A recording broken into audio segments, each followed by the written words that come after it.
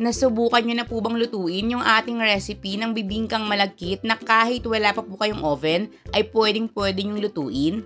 Dahil ngayon po ang ituturo ko naman po sa inyo ay yung paggawa ng iba't ibang flavors niyan.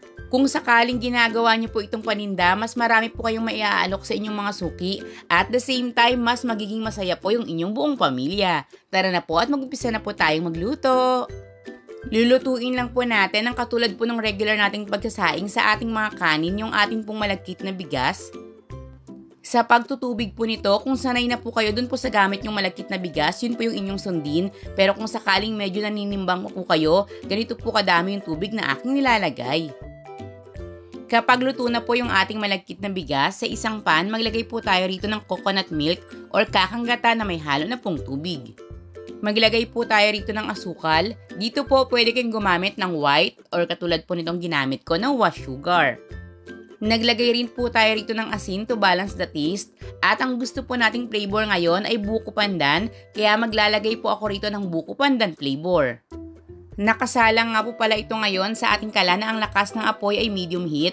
Then hahaluin po natin ito hanggang sa ito po ay tuluyan ng kumulo. Pero bago pa po ito kumulo, maglagay na po tayo rito ng kinayod na buko.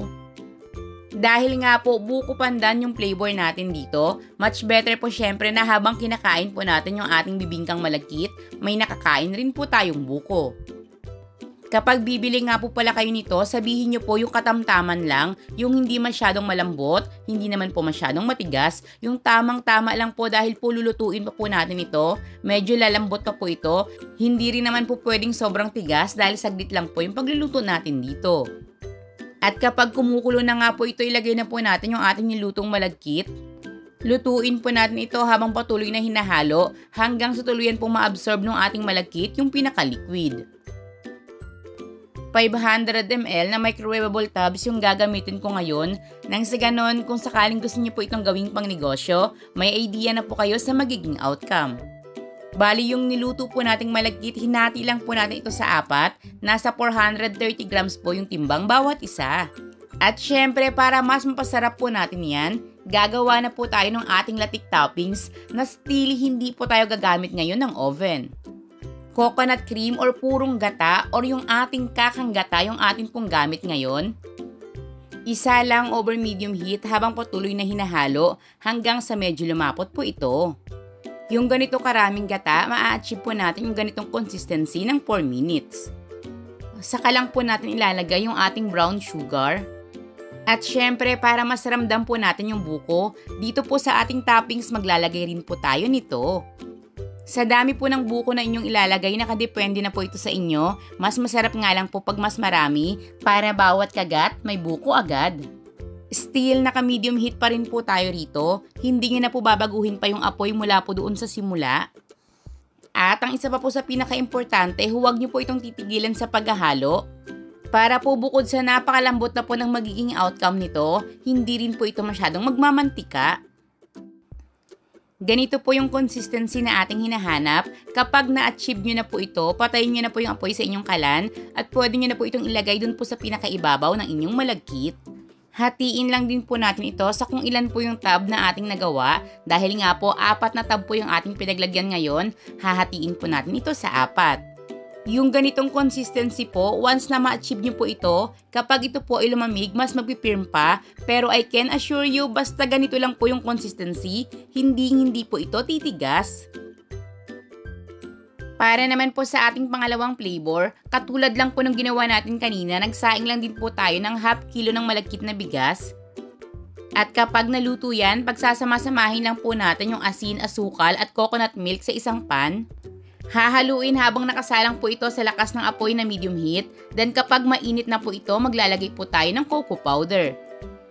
I-mix lang po itong mabuti hanggang sa tuluyan pong humalo at matunaw yung atin pong cocoa powder sa atin pong coconut milk. Make sure lang po na matunaw nyo itong mabuti at kumukulo na bago nyo po ilagay yung inyong nilutong malagkit. Then same lang po ng proseso kanina, lulutuin po natin ito hanggang sa tuluyang ma-absorb po ng malagkit yung ating liquid. Hanggang saan na po kaya umaabot itong ating mga video recipe? Comment nyo nga po kung saang lugar kayo nanonood ngayon itong ating video. Nang malaman at mas ma-inspired pa po ang inyong Mommy Love sa paggawa ng mga ganitong kakanin recipe. Mas pasasarapin pa po natin itong ating ginagawang bibingka sa paglalagay po ng peanuts. Pero kung sakaling hindi po kayo rito pwede or ayaw nyo, pwede naman pong huwag na lang kayong maglagay. Kung napansin nga rin po pala ninyo, mas marami po tayo ritong nilagay na coconut milk. Yan po ay dahil maglalagay pa nga po tayo ng cocoa powder. Then, ilagay na po natin ito sa mga pagsasalina nating container. Steel, 500 ml na microwavable tubs yung gamit ko rito. I-flatten at siksikin lang po natin itong mabuti. Syempre pa, para mas pasarapin pa yan, gagawa rin po tayo rito ng ating latik toppings. Makikita nyo nga rin po pala ang buong listahan ng ating mga sangkap doon po sa ating description box. Sa isang pan, maglagay po ulit tayo ng coconut cream over medium heat. Lulutuin po natin ito hanggang sa medyo lumapot na. Sa akin po, sa ganito kadami, inabot lang po ako ng 4 minutes. Sa mga nalilito pa nga po pala, sa isang recipe kapag sinabi pong coconut cream, meaning kakang gata or purong gata po yung kailangan. At yung coconut milk naman po, yun yung gata na may halo ng tubig. If ever lang po na ang available lang sa inyo ay coconut cream, pero sa isang recipe katulad nito, ang kailangan ay coconut milk, pwede pong paghaluin nyo na lang yung coconut cream at tubig. Same lang din po ito ng ginawa natin kanina. Kapag medyo lumapot na po yung ating coconut cream, ilalagay na po natin yung asukal. Then lulutuin at hahaluin po natin ito ng patuloy hanggang sa makuha po natin yung tamang consistency. Total cooking time po sa ganito karaming latik na wala po tayong hinalong iba katulad po ng buko kanina, nasa 20 minutes lang po. Magbabago po yung ating cooking time, depende po sa lakas ng apoy na inyong ginamit, ganoon na rin po sa kung gaano karami po yung latik toppings na inyong gagawin. Yung ganitong klaseng toppings, basta wala po tayong ibang flavor na gustong ma-achieve, 2 ingredients lang po yung ating ginagamit. Gata at asukal lang po at hindi po katulad ng sinasabi ng iba na naglalagay daw po tayo ng glutinous rice flour. Again, 2 sangkap lang po yung ating gamit. And tcharan! Heto na nga po yung ating bibingkang malagkit na ngayon po ginawan pa po natin ng ibang flavor at still hindi po natin kailangan ng oven para makaluto po nito. Ito pong ating choco peanut bibingkang malagkit ay kalasa po ng suman muron kung yun po ay inyo nang natikman. At ito naman po yung ating buko pandan bibingkang malagkit na lasang-lasa po yung buko. Sana po ay muling nakapagbahagi sa inyo ng isang makabuluhang video ang inyong Mommy Loves na makatulong po ito sa inyong pang-araw-araw. Para po sa ating pagkukosting, much better pa rin po na kwentahin nyo yung sarili nyong gastos dahil magkakaiba po tayo ng lugar, kaya malaki po yung posibilidad na magkakaiba po yung presyo ng ating mga bilihin.